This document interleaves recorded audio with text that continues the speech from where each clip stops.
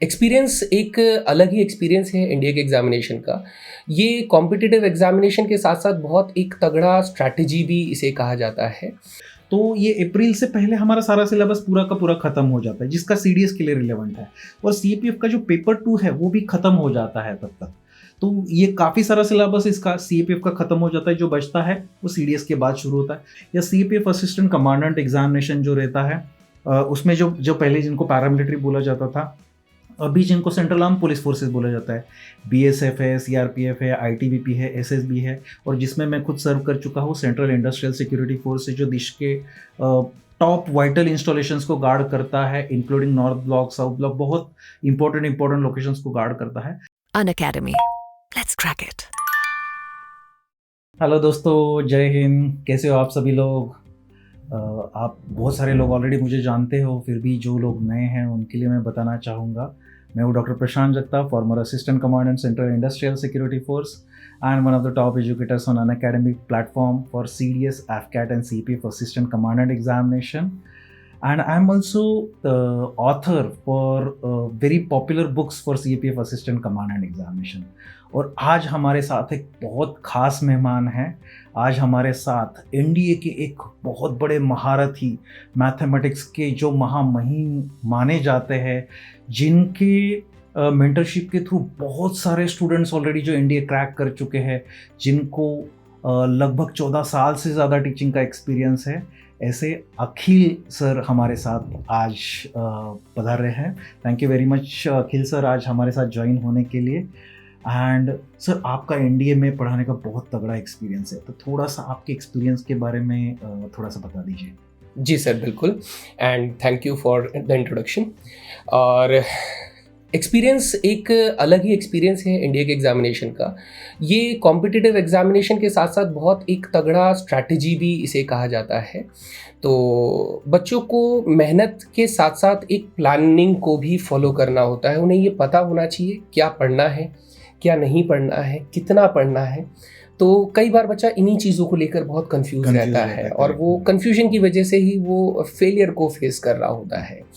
तो कई बार हमें पता ही नहीं होता है कि कौन से क्वेश्चन अटेम्प्ट करने होते हैं, कौन से सॉल्व नहीं करने हैं, छोड़ने हैं। तो ये चीज़ें अगर पता है तो ये एग्जामिनेशन काफ़ी आसान हो जाता है। लेकिन ये कन्फ्यूजन ये है जो इस क्वेश्चन पेपर को बहुत ज़्यादा मुश्किल दिखाने की कोशिश करता है, जबकि ये होता नहीं है। तो कुछ ऐसी ही चीज़ें हम लोग डिस्कस करेंगे इसके ऊपर। तो एक्सपीरियंस ऐसा है कि 3 साल मैं कंटिन्यूसली पढ़ा रहा हूँ एनडीए को लेकर फोकस करते हुए। इससे पहले मैंने 12 साल से ज़्यादा ऑफलाइन कोचिंग इंडस्ट्री में बोर्ड्स के स्टूडेंट्स को पढ़ाया है, और बहुत सक्सेसफुल रिजल्ट्स मेरे को मिले हैं। फिर मुझे पता चला कि सेम सिलेबस जो है वो एनडीए को भी मिलता है, तो वहाँ से मैंने एनडीए की शुरुआत करी, और 3 साल से मैंने ऑनलाइन कोचिंग में, मतलब ऑनलाइन इंडस्ट्री में पढ़ाया, जहाँ पर बहुत रिजल्ट्स मेरे को मिले। बहुत सारे प्यारे बच्चों ने मेरे साथ अपना रिजल्ट बांटा, उन्होंने अपने एक्सपीरियंसेस शेयर करे। तो अब आप लोगों की बाजी है। बिल्कुल सर, एक बार बता दीजिए कि जो एनडीए के लिए जो सिलेबस रहता है, पैटर्न रहता है, बहुत बार ऐसा होता है कि डिफेंस एग्जामिनेशन के बारे में ज़्यादा जानकारी होती ही नहीं है। आप ढूंढते हो and you and up confuse. Specially जो एनडीए के लिए प्रिपरेशन कर रहे हैं ना, मिक्स इन्फॉर्मेशन मिलता है, ये चलता है, वो नहीं चलता, आर्ट्स वाले नहीं आ सकते, ऐसा वाला, ये कन्फ्यूजन बहुत सारा रहता है। तो आप एक बार उसके बारे में थोड़ा सा क्लैरिटी दे दीजिए कि कौन एग्जामिनेशन प्रिपरेशन कर सकता है, कौन से कब करता है, मतलब कौन से स्टेज में प्रिपरेशन करता है, तो इसका एक ब्रीफली सिलेबस बता दीजिए। जी, देखिए, एक सबसे पहले तो मेजर एक कंसर्न हम लोग लेकर चलते हैं कि बच्चा कब इस एग्जामिनेशन के लिए एक्चुअली एलिजिबल होता है। कई बच्चे सोचते हैं कि 11th के दौरान भी हम लोग एग्जामिनेशन दे सकते हैं। देखिए, देना अलाउड है, लेकिन आपका सिलेक्शन होना रिजेक्ट हो जाएगा, है ना, वो नहीं हो पाएगा। मतलब उनको चाहिए कि 12th अपीयरिंग हो या तो 12th पास हो। तो ये चीज़ आप बिल्कुल नोट कर लीजिए कि आप 12th अपीयरिंग होने चाहिए या फिर 12th पास होने चाहिए। दूसरा कि आपका बैकग्राउंड में स्ट्रीम क्या चल रहा है, क्या आप आर्ट्स से हैं, कॉमर्स से हैं या फिर साइंस से हैं, तो क्या आप एग्ज़ाम दे सकते हैं। तो देखिए, तीनों के लिए ये एग्जामिनेशन अवेलेबल है। मतलब आप आर्ट्स बैकग्राउंड हो या फिर कॉमर्स या फिर साइंस, कुछ भी हो, आप एनडीए का एग्जामिनेशन दे सकते हैं। बस एक स्पेसिफिक चीज़ मैं आप लोगों को बताना चाहूँगा, अगर आपका बैकग्राउंड साइंस स्ट्रीम से है तो आप एयरफोर्स विंग को ज्वाइन कर सकते हैं, जबकि कॉमर्स और आर्ट्स बैकग्राउंड वाले एयरफोर्स विंग को ज्वाइन नहीं कर पाएंगे। ये एक रेस्ट्रिक्शन मान के चलिए।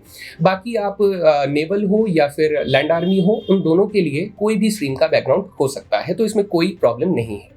रही बात सिलेबस, यूपीएससी हमेशा से अपने सिलेबस को बहुत वास्ट रखने की कोशिश करता है, क्योंकि वो अपने एस्पिरेंट के अंदर एक वर्सेटाइल नेचर को खोजने की कोशिश करता है कि वो किसी भी सिचुएशन में हैंडल कर सके और उससे उसका सोल्यूशन निकाल सके। तो ये चीज़ देखने का एक तरीका होता है यूपीएससी को। और सिलेबस की बात करें तो मैथमेटिक्स आपका 11th-12th का रहता है, थोड़ा बहुत उससे अपर लेवल का पूछ लिया जाता है। और GAT is a very vast, मतलब हम लोग कहेंगे कि काफ़ी वाइड एरिया को कवर कर रहा है, जिसमें हमारा पूरा साइंस बैकग्राउंड आ जाता है, फिजिक्स, केमिस्ट्री, बायोलॉजी। और अगर हम लोग बात करें कि आर्ट्स बैकग्राउंड से थोड़ा सा अगर उठाएं तो इकोनॉमिक्स आ जाएगा आपका, पॉलिटी, हिस्ट्री, ज्योग्राफी, ये सब आ जाएगा। करंट अफेयर्स एक बहुत इंपॉर्टेंट रोल प्ले करता है। साथ ही आपका इंग्लिश जो है ये एक मेजर रोल प्ले करता है जीएटी के अंदर। काफ़ी सारे सवाल यहाँ जीएटी में हमारे इंग्लिश में पूछे जाते हैं। तो वे बच्चे जो इंग्लिश को लेकर थोड़ा भागते हैं कि सर हमसे इंग्लिश नहीं हो रही है, तो ये यकीनन सर मैं बच्चों को हमेशा कहता हूँ कि अगर आप इंग्लिश से बच रहे हैं तो कहीं ना कहीं इंडिया को हासिल करना बहुत मुश्किल हो जाएगा। जो इंग्लिश का जो डर रहता है ना, मेरा खुद का एक्सपीरियंस ऐसा है कि जितना लेवल का डर है ना, उतना लेवल का इंग्लिश है ही नहीं। हाँ, बहुत बेसिक ग्रामर है, अगर आप उसे समझते हैं तो वो हो जाता है। रही बात, मेरा पर्सनल एक्सपीरियंस ऐसा है कि जब भी आप किसी ऑफिशियल डॉक्यूमेंट आपके पास आता है, तो अगर आप अंग्रेजी पढ़ ही नहीं पा रहे हैं तो आप फिर एक सोल्जर या फिर एक ऑफिसर किस तरीके से आप कैपेबल माने जाएंगे। तो मेरा मानना ये कि अंग्रेजी भले ही हमारी मातृभाषा ना हो, लेकिन इन चीज़ों के लिए, जिस चीज़ के लिए आप सोच रहे हैं, जिस आप टारगेट कर रहे हैं, उसके लिए बेहद ज़रूरी है। तो इंग्लिश को बिल्कुल भी आप साइड ना रखें। तो ये रहा सिलेबस हमारा, मतलब ये एक वर्सेटाइल आपको सिलेबस मिलेगा, काफ़ी कुछ पढ़ना है लेकिन एक सही स्ट्रैटेजी के साथ। सर, एक मैथ्स एक बहुत इंपॉर्टेंट रोल प्ले करता है, एंड मैथ्स के बिना तो इंडिया निकालना इम्पॉसिबल है। तो आपको मैथ्स में पढ़ाने का इतना सारा एक्सपीरियंस है, तो आपके एक्सपीरियंस के हिसाब से एक बार अभी जो आने वाला जो एग्जामिनेशन है उसकी स्ट्रैटेजी भी बता दीजिए। और अभी रिसेंटली आपने अनअकैडमी के ऊपर हमारे साथ ज्वाइन भी कर लिया है as an educator, specialist faculty for mathematics specially for India. तो उसके बारे में भी आपका आगे का स्ट्रैटेजीज, कोर्स प्लानिंग ये कैसे रहेगा, उसके बारे में थोड़ा सा जानकारी। बिल्कुल सर, बिल्कुल। तो देखिए, अगर हम लोग लास्ट कुछ एग्जामिनेशंस की बात करें इंडिया के द्वारा जो कंडक्ट हुए हैं, तो उसमें आप क्वेश्चंस के लेवल को देखोगे तो हर साल बढ़ रहा है लेवल। और ऐसा क्यों बढ़ रहा है? क्योंकि नंबर ऑफ एस्पिरेंट्स बढ़ते जा रहे हैं। ये एक क्रेज़ बच्चों के बीच में फैल रहा है कि भाई हम देश के लिए सर्व करना चाहते हैं। तो ये बहुत खूबसूरत बात है कि हमारा देश हमारी जो यूथ है वो इस तरफ जाना चाहती है। तो क्योंकि अब सीटें हमारे पास लिमिटेड होती है, तो एग्जामिनेशन का लेवल इस बेसिस पे बढ़ाया जाता है ना। तो मैथमेटिक्स हमारे लिए क्यों ज़रूरी है? सबसे पहले तो ये पेपर 1 हमारे 150 मतलब 2.5 घंटे का एग्ज़ाम होगा, जिसमें हमारे पास 120 सवाल पूछे जाएंगे। और ये कोई ऐसा नहीं है कि आपका कट ऑफ यही बिल्ड करेगा। सबसे पहली चीज़ ये याद रखिए कि इसका इंपॉर्टेंस ये है क्योंकि ये क्वालिफाइंग है। अगर आप मैथ्स का पेपर क्वालिफाई नहीं करते हैं तो आपका जीएटी का पेपर चेक भी नहीं किया जाएगा। तो ये चीज़ पे आपको फोकस करना है कि बिकॉज मैथमेटिक्स इसलिए कंपलसरी है।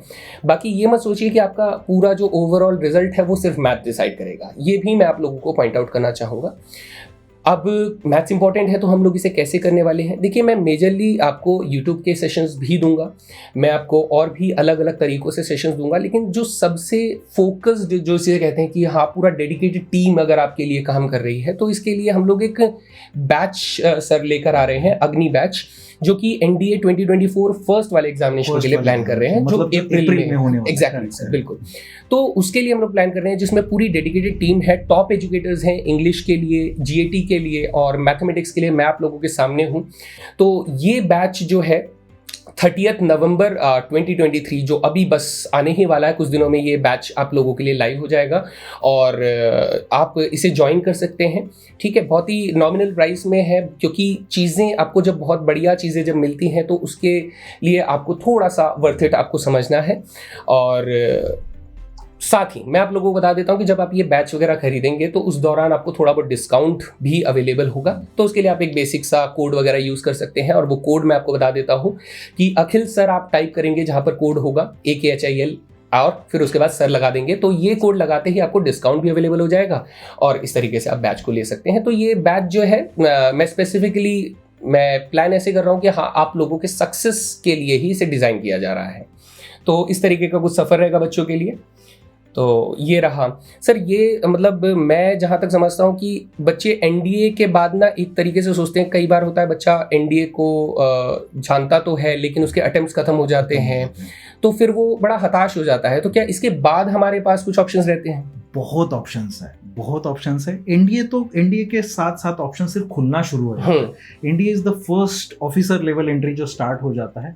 उसके बाद जो ऑप्शंस होते हैं ना, जनरली आप अगर कोई भी ग्रेजुएशन कर रहे हो तो आपके पास कंबाइंड डिफेंस सर्विसेज के थ्रू आप आर्म फोर्सेस में ऑफिसर बन सकते हो, एफकेट के थ्रू ऑफिसर बन सकते हो, ये एयरफोर्स का स्पेशलिस्ट एंट्री होता है, या सीपीएफ असिस्टेंट कमांडेंट एग्जामिनेशन जो रहता है उसमें जो पहले जिनको पैरामिलिट्री बोला जाता था, अभी जिनको सेंट्रल आर्म पुलिस फोर्सेस बोला जाता है, बीएसएफ है, सीआरपीएफ है, आईटीबीपी है, एसएसबी है, और जिसमें मैं खुद सर्व कर चुका हूँ सेंट्रल इंडस्ट्रियल सिक्योरिटी फोर्स है, जो देश के टॉप वाइटल इंस्टॉलेशंस को गार्ड करता है, including north block, south block, बहुत इंपॉर्टेंट लोकेशंस को गार्ड करता है। तो उनमें भी जाने का आपको मौका मिलता है। ये जो अपॉर्चुनिटीज़ है ये आपके ग्रेजुएशन के फाइनल ईयर से आप देना शुरू कर सकते हो, और उसका एज लिमिट 20 से 25 है। तो आपको यहाँ पे एनडीए में आपको एज लिमिट थोड़ा सा कम मिलता है, लेकिन यहाँ पे आपको 5 साल मिलते हैं। और उसमें सीडीएस और एफकेट, ये एग्जामिनेशन सीडीएस तो इंडिया के साथ ही होता है, अप्रैल में एक होता है, और दूसरा बिल्कुल पैरेलली चलता है, सितंबर में होता है। तो ये साल में 2 बार चलता है। एफकेट भी साल में 2 बार चलता है, और सीएपीएफ असिस्टेंट कमांडेंट एग्जामिनेशन साल में 1 बार अगस्त में चलता है। तो इस बार का सीपीएफ असिस्टेंट कमांडेंट का एग्जामिनेशन 4 अगस्त को 2024 को आने वाला है।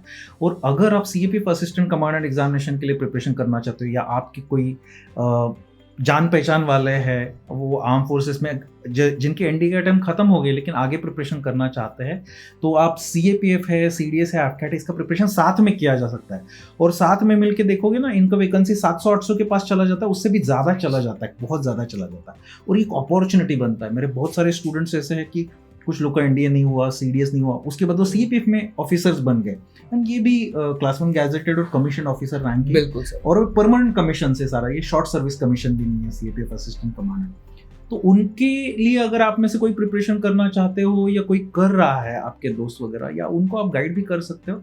अभी हमारा नया बैच जो है 23 नवंबर को स्टार्ट हो रहा है, और ये जो बैच है हमारा, जज्बा नाम से बैच स्टार्ट हो रहा है, इसमें मैं सीएपीएफ असिस्टेंट कमांड का पेपर 2 भी पढ़ाता हूँ, जो मेरा एक्सपर्टीज़ भी है, किताबें भी लिखी है, 200 से ज़्यादा मेरे स्टूडेंट ऑलरेडी क्वालिफाइड है।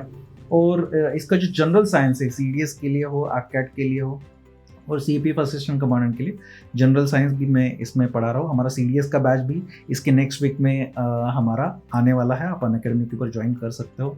और जैसे सर ने बताया, एनडीए के लिए कुछ कोड रहते हैं जिससे आपको डिस्काउंट मिल सकता है। उस तरह से अगर आप सीडीएस कर रहे हो, एफकेट कर रहे हो, सीपीएफ कर रहे हो, ये एक गोल है, तो आप एक साथ सीडीएस, एफकेट, सीपीएफ तीनों के तीनों चीज़ें प्रिपरेशन कर सकते हो एक ही प्राइस में। और उसमें भी आपको अगर आप मेरा कोड इस्तेमाल करते हो CAPFBABA CPF बाबा, तो उसको में भी आपको डिस्काउंट मिल जाएगा। 23 नवंबर से हमारा ये कोर्स स्टार्ट हो रहा है। बहुत बढ़िया सर। ये तो एक बहुत ही यूनिक सी चीज़ मुझे लगी कि आप सीएपीएफ, सीडीएस एंड एफकेट तीनों की तैयारी एक ही बैच के अंदर हो सकती है। भाई इससे खूबसूरत मौका तो और क्या ही हो सकता है। ये आप स्पेसिफिकली देखेंगे तो इन सब के लिए डेडिकेटेड अलग अलग बैचेस बनाए जाते हैं, लेकिन यहाँ पर कुछ ऐसे प्लान किया गया है कि सबको एक साथ कैटर किया जा सके। और ऐसा नहीं कि आप सीएपीएफ का एग्जाम दे रहे हैं तो आपको सीडीएस के लिए अलग से कुछ लेना पड़ेगा, तो आप यहाँ पर सेम तैयारी कर सकते हैं और मल्टीपल अटेम्प्ट्स को आप अपना अपॉर्चुनिटी में बदल सकते हैं। तो ये बहुत बढ़िया चीज़ है। सर आपके ये जो बैचेस कब से शुरू हो जाएंगे बच्चों को? थोड़ा ये 23 नवंबर से स्टार्ट हो जाएंगे। और ये जो बैचेस है, इसका जो सीडीएस वाला जो सिलेबस है वो सीडीएस से पहले, मतलब ये जो सीडीएस तो अभी 21 अप्रैल को आने वाला है 2024 में, तो ये अप्रैल से पहले हमारा सारा सिलेबस पूरा का पूरा खत्म हो जाता है जिसका सीडीएस के लिए रिलेवेंट है। और सीपीएफ का जो पेपर 2 है वो भी खत्म हो जाता है तब तक। तो ये काफ़ी सारा सिलेबस इसका सीएपीएफ का खत्म हो जाता है, जो बचता है वो सीडीएस के बाद शुरू होता है। तो जो जनरली जो प्रिपरेशन करने वाले एस्पायरेंट्स रहते हैं ना, वो साइक्लिकली प्रिपेयर करते हैं। तो सबसे पहले वो जो उसका मैथमेटिक्स का और इंग्लिश का लेवल वाला जो पार्ट है, क्योंकि एफकेट आता है फरवरी में, तो दे स्टार्ट प्रिपेयरिंग फॉर एफकेट फर्स्ट। एफकेट जैसे ही खत्म हो जाएगा उसके बाद उनको 2 महीना मिलता है। तो अगर ओटीए कर रहे हैं, एफकेट में उनका इंग्लिश भी हो जाता है, मैथ्स भी हो जाता है, सिमिलर है सीडीएस का और एफकेट का। बचता है जनरल स्टडीज वाला पार्ट, वो एफकेट के बाद भी शुरू भी कर सकते हैं या फिर पैरेलली भी कर सकते हैं, तो उसमें भी रिवीजन भी होता है। तो अप्रैल तक ये पूरा सिलेबस खत्म हो जाता है। और जो CAPF आता है अगस्त में, तो अप्रैल के बाद उनको 2-3 महीना जो मिलता है इसमें वो पेपर 2 भी प्रिपेयर कर सकते हैं CAPF के लिए, और जो CDS के लिए उन्होंने जनरल स्टडीज प्रिपेयर किया उसको रिवाइज करते हैं। मतलब ओवरऑल अगर मैं ये कहूँ तो यहाँ बच्चे को अपना दिमाग नहीं लगाना कि हाँ, मुझे कब क्या पढ़ना है, वो सब आप लोग प्लान करके बैठे हुए हैं कि बच्चे को कब क्या पढ़ाना है, कब क्या पढ़ना चाहिए, ये आप लोगों ने सोच लिया है कि ऐसे पढ़ना है। तो देखो भैया, आप लोगों का कहीं भी कुछ ज़्यादा हेडेक नहीं लेना है कि मैं अगर मल्टीपल एग्जामिनेशंस को फोकस कर रहा हूँ, तो आपको स्ट्रैटेजी नहीं बनानी है, स्ट्रैटेजी यहाँ तैयार है। आपको सिर्फ सर को फॉलो करना है। सर आपको यहाँ पर जनरल साइंसेस पढ़ाएंगे और इतना डिटेल में पढ़ाएंगे, तो आपको बस उनको फॉलो करना है ना। तो ये रही, तो सर ये हमारा पूरा डिफेंस मतलब हम लोग कवर कर रहे हैं कि अगर कोई बच्चा 12th में है तो वो कैसे ऑफिसर बन सकता है, और अगर वो 12th में नहीं है, वो ग्रेजुएशन में अगर देरी नहीं हुई है तो वो अभी भी डिफेंस ज्वाइन कर सकता है। इसके साथ भी बहुत अलग अलग अपॉर्चुनिटी रहते हैं। तो जनरली अनअकैडमी के ऊपर हम लोग क्या करते हैं, हम लोग मेंटरशिप भी प्रोवाइड करते हैं उनको कि अगर ये नहीं हो रहा है तो स्ट्रैटेजी चेंज कैसे करना है। अनअकैडमी प्लेटफॉर्म का एक फ़ायदा है जहाँ पे स्टूडेंट्स जो है क्लास के बीच में, जैसे ऑफलाइन क्लास में या स्कूल में टीचर से बात कर सकते हैं हैंड रेज करके, यहाँ पे एक्चुअली फोन ऑफ फ्रेंड की तरह डायरेक्टली कॉल ही लग जाता है। दिस इज बेस्ट फीचर, ये बहुत अच्छा फीचर है, जहाँ पे हम लोग कभी कभी क्या होता है स्टूडेंट सारे आर्टिकुलेट कर नहीं पाते या क्या टाइप करना है उनको समझ में नहीं आता, या फिर टीचर फ्लो में आगे चला जाता है उनका क्वेश्चन, और कुछ लोग सहमते भी है। मतलब सर मुझे भी, लेकिन अगर मुझे टाइप करके अपना सवाल पूछना पड़े तो मे बी मैं वर्ड्स मिस कर जाऊं, लेकिन जब बोलकर एक्सप्रेशन के साथ कभी बोलकर समझाया जाए तो वो बहुत आसान होता है। एंड मैं हमेशा से ये चाहता हूँ कि बच्चा जो है वो अपने डाउट को एक्सप्रेस कर पाए, तो क्योंकि जितना बेहतर सर हम समझ पाएंगे उतना ही बेहतर उनको जवाब दे पाएंगे। तो ये हमारे लिए भी काफ़ी एक बेनिफिटेड चीज़ होती है। तो ये तो भैया देखो, ये बहुत बढ़िया चीज़ आप लोगों के लिए है, तो इसका ज़्यादा से ज़्यादा इस्तेमाल करना है। ठीक है, हमारे पास डाउट क्लियरेंस करने के लिए बहुत सारी चीज़ें रहती है। आप डाउट में लिख के भी भेज सकते हो, फोटो भी भेज सकते हो, टाइप भी कर सकते हो, और आप हैंड रेज भी कर सकते हो। तो ये अलग अलग तरीके हैं जिसके लिए जो सूटेबल है। कभी कभी वो सारा का सारा टाइप करना या पढ़ना भी उनके लिए मुश्किल हो जाता है, तो सिंपली फोटो खींच के वो डाउट भी रेज करते हैं। तो हम लोग जनरली स्टार्ट करते हैं, तो मेरा एक्सपीरियंस है, मैं तो क्लास के शुरुआत में पहले 5-10 मिनट पुराना क्लास रिवाइज कर लो, उसके डाउट ले लो, और क्लास के एंड में जिसके बचे हुए, और बीच में भी डाउट लेता हूँ कि मैं बीच में तो गैप ही देता हूँ। एक कंसेप्ट खत्म हो गया तो कंसेप्ट के बाद कुछ भी यहाँ तक समझ में आया क्या, जो भी डाउट है अभी पूछो, और वो कंसेप्ट टू कंसेप्ट हम लोग आगे जाते हैं। जो स्पेशली साइंस में ये बहुत इंपॉर्टेंट रोल प्ले करता है, नहीं तो बोर्डन भी आ जाता है और एकदम से बहुत ज़्यादा फैक्ट्स का बर्डन आ जाता है, ये याद रखना है नहीं रखना है। इसीलिए तो सेशंस तो ऐसे रहते हैं कि पुराने क्लास में जो हुआ पहले 10 मिनट में हम लोग रिवाइज करेंगे और आगे चले जाएंगे, तो ये कंटिन्यूटी में होता जाता है। तो that is the best part of this. मतलब ओवरऑल एक्सपीरियंस बहुत आउटस्टैंडिंग रहने वाला है। ठीक है, सिर्फ पढ़ना ही नहीं है, पढ़ने के साथ साथ लर्निंग प्रोसेस जो हमारे लिए सबसे इंपॉर्टेंट चीज़ है, कि ऐसा नहीं है कि सिर्फ कंटेंट आप लोगों को दे दिया जाएगा, आप लोगों को खुद ही करना है। सारी चीज़ें आप लोगों के लिए प्रोवाइड कराई जाएंगी कि आपको उसको पढ़ना कैसे है, कैसे आपको स्ट्रैटेजी फॉलो करनी है, तो ये सारी चीज़ें रहेंगी। तो सर इसी के साथ आप कुछ कहना चाहें तो? यस, सपने बड़ा देखिए, ऑफिसर पक्का बनिए। वैसे तो मैंने MBBS किया था, क्वालिफिकेशन मेरा MBBS है गवर्नमेंट मेडिकल कॉलेज से, नीट क्रैक करके। उसके बाद मैं मेडिकल ऑफिसर करके भी सर्व कर चुका हूँ, असिस्टेंट लेक्चरर करके भी मेडिकल कॉलेज में था। लेकिन मेरा जो बेस्ट एक्सपीरियंस है, 2012 में मैंने UPSC CAPF assistant commandant examination crack कर लिया, और जो वो 5 साल CISF में सर्व किया हूँ, that was my best experience. मुझे ट्रेनिंग में, बेसिक ट्रेनिंग में हमारे CISF की निसा नाम की एकेडमी है, national industrial security academy Hyderabad में, तो एकेडमी में मुझे 2 कमेंडेशन मिल चुके हैं। उसके बाद इवेंचुअली मैंने यूनिट कमांडर करके भी सर्व किया था, CISF में करने का पॉसिबिलिटी होता है, एंड अमेजिंग एक्सपीरियंस। मैं एक यूनिट का पूरा इंचार्ज था, यूनिट कमांडर था, कमांडिंग ऑफिसर जिसको बोला जाता है वो था, एंड वेरी ब्यूटीफुल एक्सपीरियंस। बाकी तो शान और शौकत, गाड़ी घोड़ा, वो सब कुछ तो मिल जाता है, लेकिन सबसे इंपॉर्टेंट अगर कोई चीज़ जो मुझे अच्छी लगती है तो वो है वर्दी, और दूसरा है सैल्यूट, जो लोग दिल से प्यार करते हैं। दुनिया में और कोई ऑर्गेनाइजेशन ऐसा नहीं मिलेगा जहाँ पे आपके साथ वाले लोग आपके लिए मरने के लिए पहले तैयार है। गोली आएगी, जो आपके साथ वाले लोग हैं वो बोल रहे हैं कि गोली मैं पहले खाऊंगा, बिल्कुल आपके तरफ नहीं आने दूंगा। लेकिन ये जो चीज़ें जो है, जो सैक्रिफिशियल एटीट्यूड है, ये जो पैट्रियटिज्म है, ये और कहीं नहीं है। That was the best experience of my life. इसीलिए सर इसको इतना एडमायर किया जाता है।